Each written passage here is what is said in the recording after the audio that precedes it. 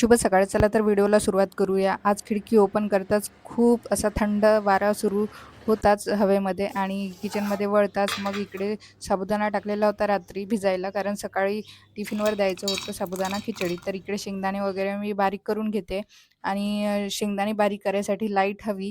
त्यामुळे मग लाईटचा जरा प्रॉब्लेम सुरू होता. मग सकाळी-सकाळी इकडे मिक्सर लावून आधी सकाळी उठल्या-उठल्या ते शेंगदाणे भाजून त्याला बारीक करून घेतलं. त्यानंतर मग स्कूल बसला, त्याला ड्रॉप करून आले. त्यानंतर वर आले, कामे आवरली आणि स्वतःसाठी नाश्ता करायला थोडासा वेळ काढला आणि इकडे गॅलरीमध्ये नाश्ता करत बसले आणि नंतर आठवलं की आपल्याला मेहंदी भिजवायची आहे. तर मेहंदीचे 2-3 पॉकेट मी काढलेले होते आणि मेहंदी भिजवून ठेवली.